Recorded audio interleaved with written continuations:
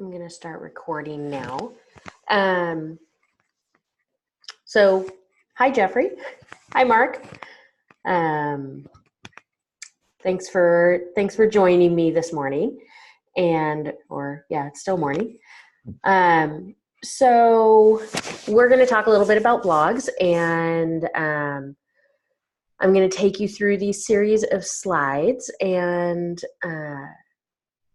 kind of wanted to know first, though, if either of you have experience with blogs, or what your interest might be, or if it's just general interest, so that I can address whatever questions more specifically if need be. I have not, but I do a lot of projects that are sort of long form, long term. And so a blog would have an ongoing conversation that might be able to bring students through an experience as opposed to like a blast assignment, which is just a bunch of instructions all at once. Right. And then Mark, any thoughts?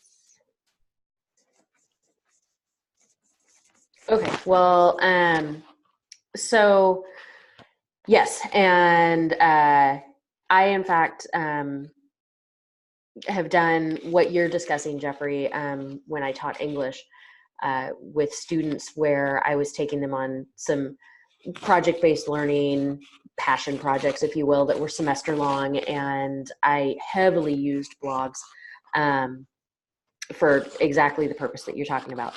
So these particular slides can be found at bit.ly/Harker blogs, and I'll send it out after the fact as well. So in general, why use a blog? It provides an authentic audience for students, especially if the students are creating the blog posts. So that's one of those considerations you want to have at the onset. Are you going to be the primary author? Are you going to have students create separate blogs and then you consolidate them? Or are you going to basically be the administrator of the blog and have the students all be authors on that same blog? So there's kind of three different approaches you can date based on what you want. In cases that I've used it, I had students have independent blogs, but they were using it more to track their own progress towards their end goal. If I had something that we were collectively working on, then I would be the administrator of the blog, and they would be creating the posts of the blog. Right. So it allows for moderated conversation, whether that's through the comments or the posts themselves. So when you're the admin and they can all do their posts, then it doesn't necessarily always go live immediately. You can have it do that, but doesn't have to. And then embedding the multimedia elements is super easy and clean on a blog. And then you can also do it on the go. So you can set up an email address that you use that automatically creates a draft post if you want. So those are all options. Great. So what we're going to cover are some use cases. We talked a little bit about that, or I addressed a little of that already, about those three setups. Basics of setting the blog up, creating a post, moderating those comments, sharing the authorship, and then posting via email. So these are all, because you have the link to the slides themselves, and welcome, Jerry Louise. I'm going to I'm going to send out the link to the slides to you folks afterwards, so that you can reference these particular blogs. But it's just kind of interesting to see, like with the Spain trip this last year, they had everything in Spanish, but it was still easily viewable, and I could click translate on it. And each of the contributors, you can see down the right-hand side, these are all of the students who could contribute on the trip itself. And so they were assigned a particular day to track what was and to narrate basically what their experiences were, and then the parents were able to view that from home. The Greece, Japan, the trips all had similar setups, and then if you've seen our lid blog, then that also has a similar, well, it doesn't have additional contributors, but it very easily could. So setting up the blog itself, very straightforward. You go to blogger.com and you use your Harker Google account. So I'm going to walk you through the live process of creating a blog, and then we can go from there. So I've got, if I go straight to Blogger, it may ask you to set up a profile the first time you do it if you've never created a blog before. And so you can go through the process. It'll say, what profile do you want to use?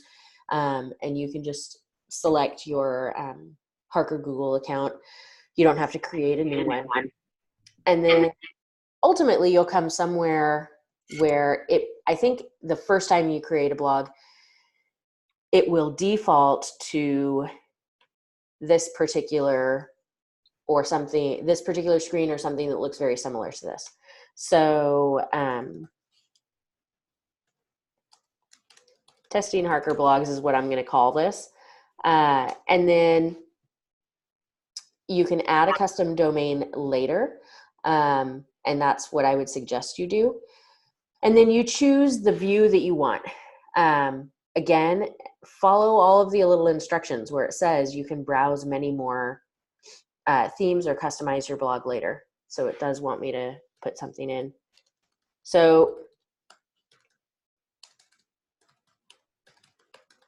if I just say testing Harker blogs.blogspot, Blogspot and Blogger are used interchangeably, both of which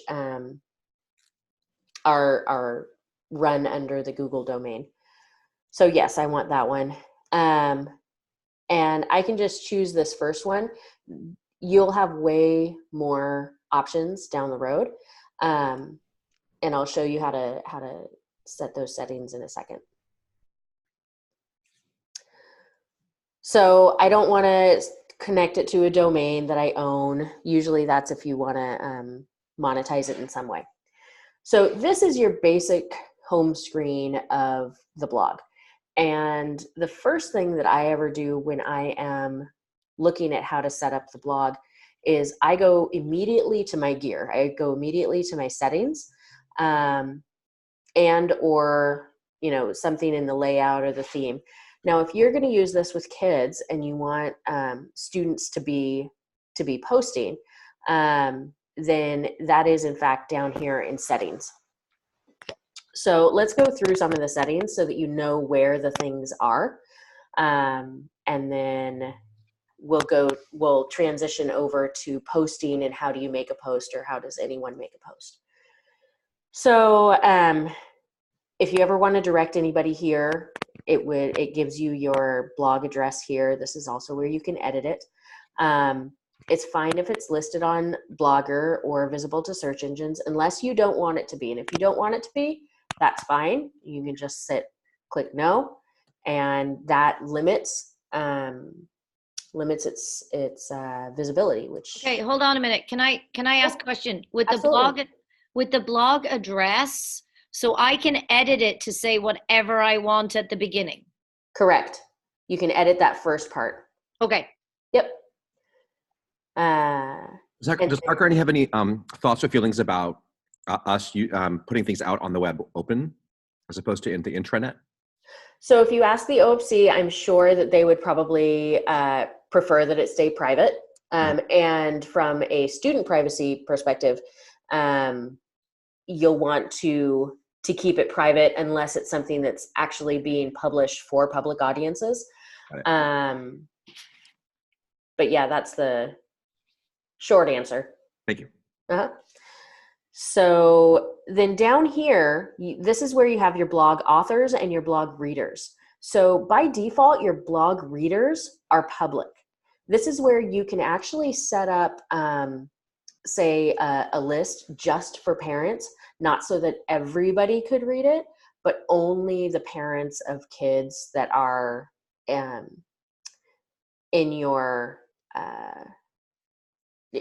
who are creators, if you will. So okay, I'm sorry, I'm going to stop you again. I'm going to ask you a left of center question here. yeah. So because I'm using I use the final site Yes. in the lower school. Right. There's a blog option on there. Is Right. this a better option than the blog option on the final site? This is I'd have to find out whether or not you can embed these blogs into Final Site. If you can, then this is going to offer a little bit more flexibility than the blogs in Final Site do. Yeah, because uploading photographs into the blog and Final Site is an absolute nightmare for me. And that's Right. what this year has stopped me from doing it. Okay. But if this is more user friendly, especially because mine's a visual subject, so I want visuals more than written word. Sure. Let me know. Yeah, let me find out. And I'll find out whether or not you can embed the entire blog, because sometimes you can embed the entire blog, and but I'd have to look at the Final Site. All right, thank you. I'd really appreciate that, Liz. Thank you. No problem. So here is where you can actually just limit it to the blog authors.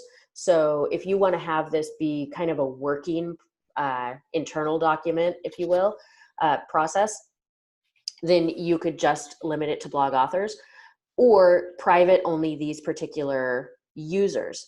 And you just click on add readers and put in the email addresses of the people who can read it. If you want to add authors, then you simply come here and you add the authors, and everyone is an author until everyone is automatically an author when you put their email addresses in and click invite authors. They have to accept it.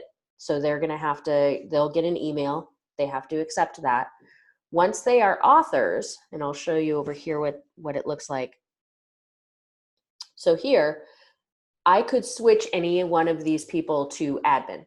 And the only difference between author and admin is that administrators can change these settings on the left-hand side, and you can have multiple administrators. So if there are people who are team teaching, or you want more than one person working on it, working on the settings and the looks. So that's in the basics. When it comes to posts, comments, and sharing, so show at most 7 is a good general. If you want fewer than that, it's just on the main page when they go to it. Otherwise, there's navigation along the right-hand side that a reader would have to go back and actually click to see. Post template. So this is something that you can, that I'll address a little bit more later, but you can actually click on add and create.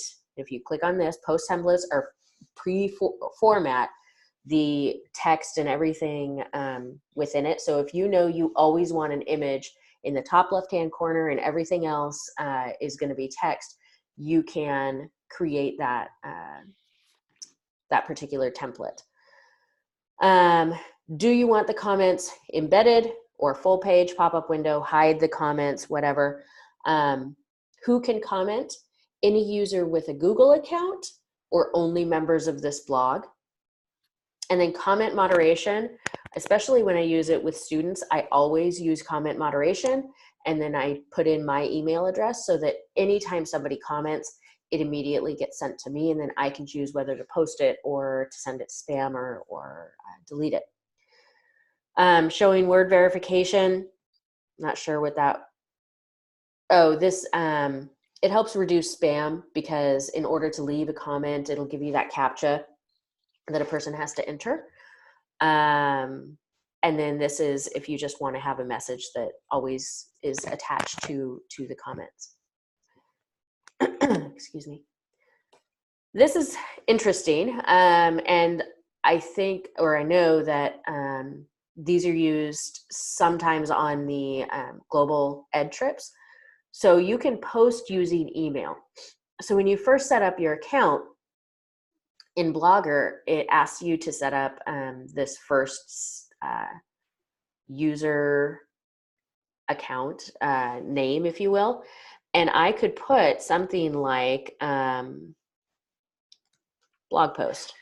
So now what will happen is anytime somebody sends an email to lizb8.blogpost@blogger.com, whether it's coming from me, whether it's coming from any other email address, it will come in as a post, but as a draft post. And then I physically would go in there, or one of the authors would go in and click on publish to make it live. So you can also have them publish immediately, but I'm paranoid in general, so I don't do that. You can also have posts automatically emailed. So once they are published, so like in the Lid blog, every time I post a new blog, I go ahead and get it sent to me.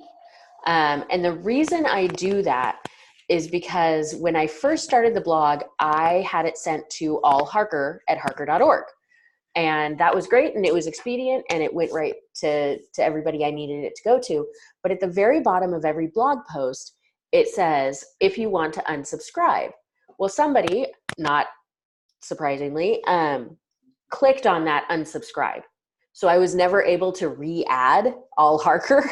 So now I just get it sent to myself, and then I copy and paste it and send it out to everyone and take out that unsubscribe button at the bottom. But this will email those posts. Language and formatting, I don't do a lot with in general, because it's, what language do you want, timestamp format, things like that. Search preferences, I don't do a ton with. Okay. All right, bye. And then other is if I want to remove the blog or delete it at some point. All of those I keep. There's no adult content. And then user settings, these are just my own personal settings that each of you would have as well. Going up along the left-hand side, this is where you can choose all of those alternate themes.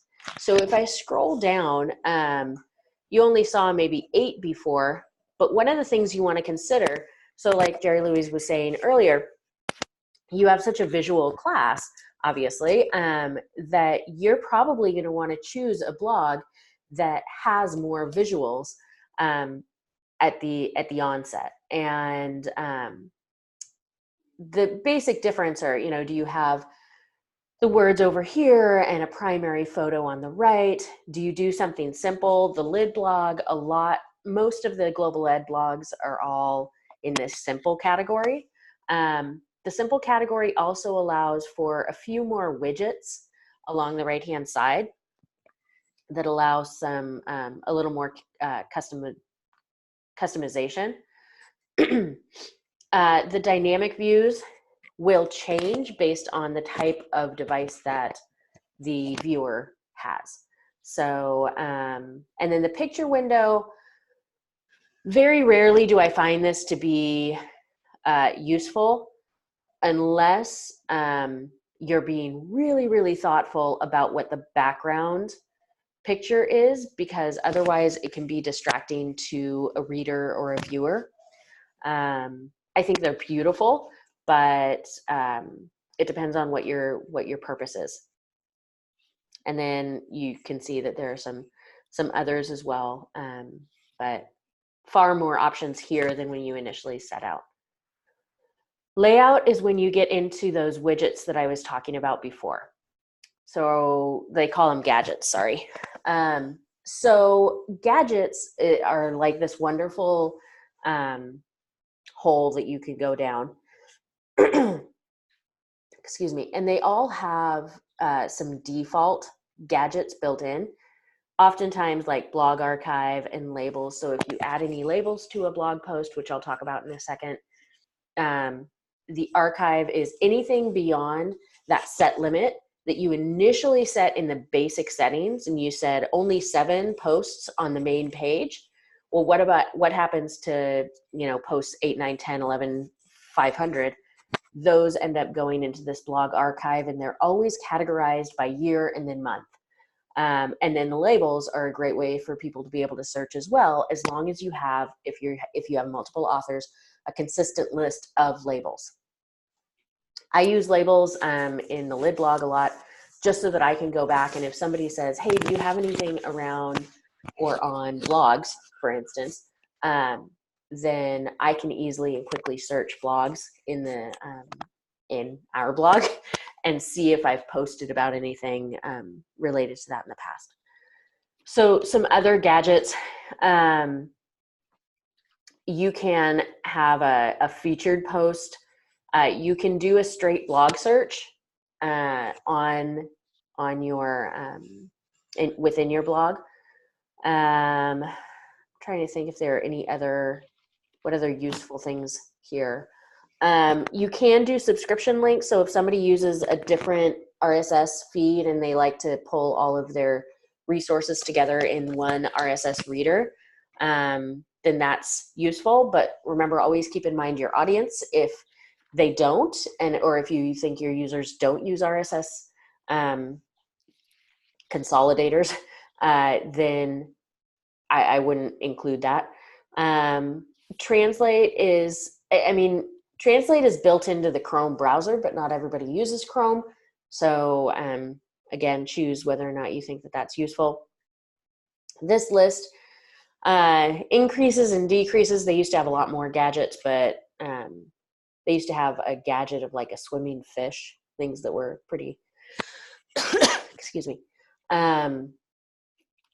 not terribly useful, but and the way that you can just drag and drop these. Let's say you want the labels above the blog archive or however, and then you can click on preview and see, okay, there's nothing here, but it would show me along the left-hand side any additional items. And I'll show you the Lid blog here in a second. Pages I don't particularly use all that often. Pages tend to be static, just that, pages. And they're only available in certain themes or certain layout or certain themes, because not every theme has a pages ability. So if you will forgive me for just a second, I have been sitting on the floor and my foot's now asleep. So I'm going to move somewhere that isn't going to make my foot fall asleep more. Okay. Then if I go up to comments, you're not going to see much here. Excuse me. I'm going to pop over to the Lid blog real quick so that I can show you some things a little more dynamically. So this is what the Lid blog looks like on the back end.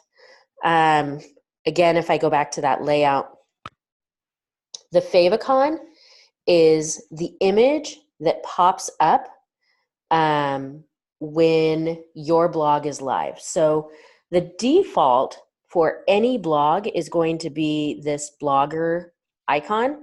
If you want it to be something different, like in our case, I have the Harker logo, then this is where you would change that, and you just upload that particular logo. And then when I scroll down, I can see I've got translate followed by email, search this blog. So what it looks like now is I've got translate and followed by email. If I wanted to swap these,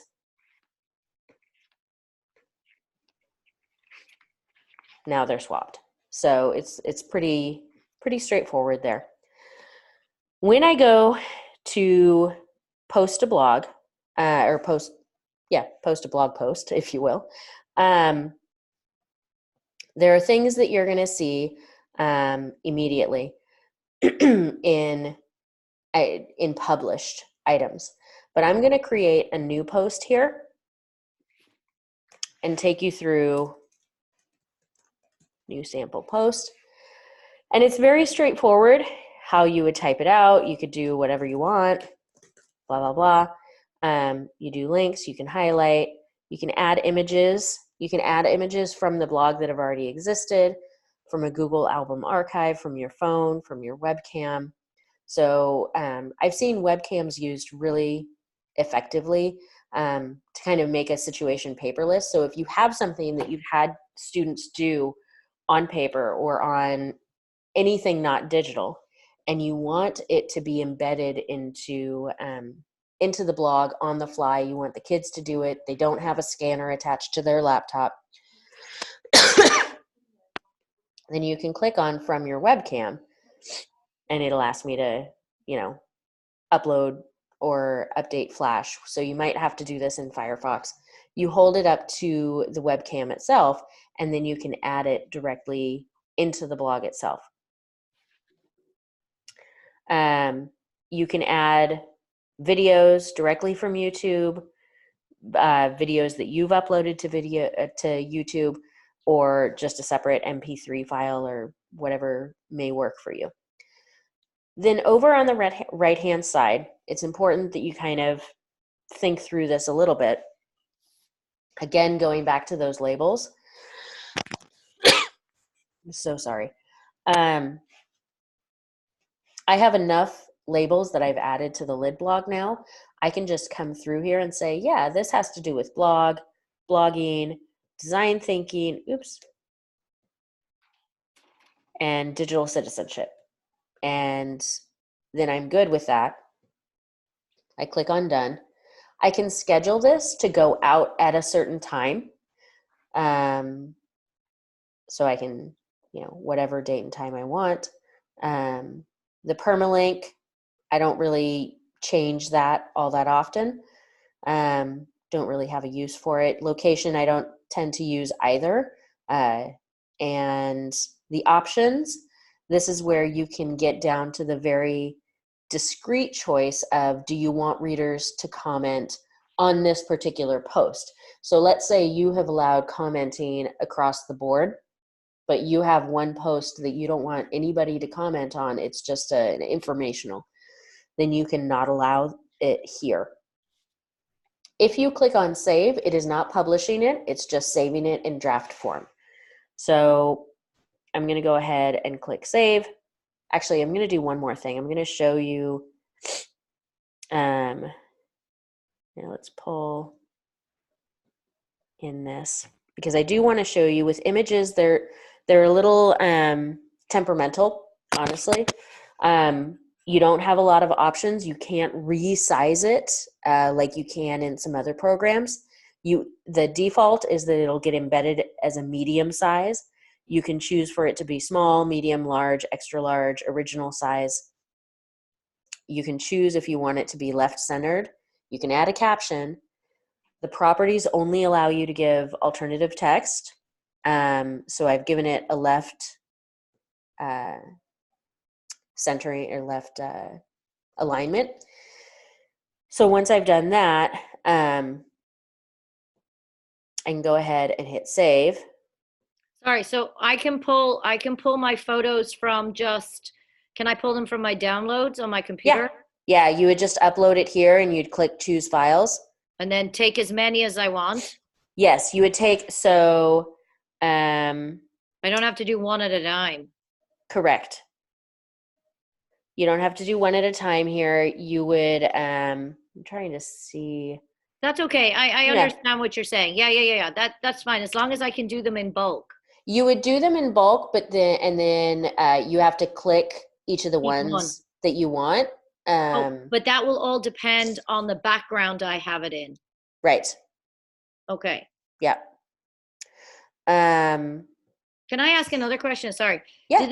When they upload them into the blogger, do they go according to the way you uploaded them or according to some date on them? Embedded date in there? I think it goes in the order you uploaded them. Okay. Yeah. So now that I've put this in here, I know that it's a draft because in bright orange letters it says draft. If at some point I want to, okay, now I'm ready to publish it, then I can just click on the checkbox next to it and click on publish. Similarly, I could just filter everything that I'm interested in, let's say based on Common Sense Media, whatever, no posts. So I think if I do this, actually, well, in theory, what's supposed to happen is that I should be able to just filter based on the label, or maybe that's assigning a label, but I usually do the labels directly within anyway. So it has all of these. Over here, this will show you how many comments each post has gotten or how many views it has gotten. Now remember the views, this is going to be based, the view number is based directly on whether somebody clicked explicitly on the link to your blog. If it has been redirected in any way, shape, or form, then this view count isn't going to be accurate. So I like to think, I hope, that more than just 4 people read my blog on Friday. And the reason I know that is because more than 4 people responded to my trivia. But these are the view count for just those who have gone explicitly to the blog, versus say reading it within the email itself. So let me pop back to my slides real quick. So creating a post, moderating comments. This was somewhat in the, oops. There we go. This was in the settings themselves, but it shows you explicitly where you would find that. And then sharing authorship, again, it's in settings, but it's in the basic. And this is where you choose who is going to actually be writing the blog posts.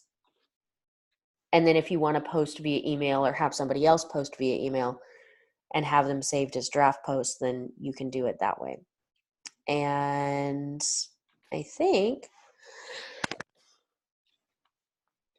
I am going to add some resources that actually show and outline the differences between blogs, wikis, forums, docs, and sites, because oftentimes people will say, okay, but under what conditions should I use what?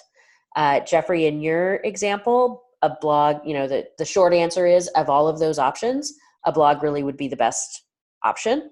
But I'll add some more details and research to that later.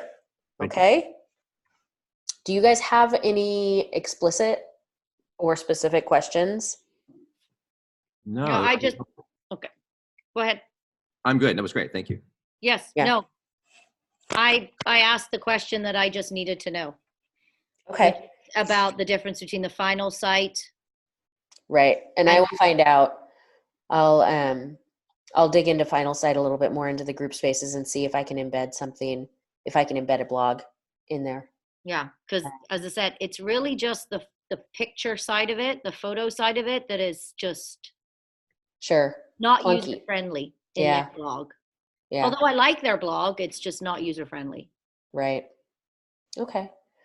I'll find out and email to you. And Jeffrey, if you have any questions, or if it seems like something that you want to use, then just let me or Diane know, and we'll be happy to walk you through anything you need help with. Okay.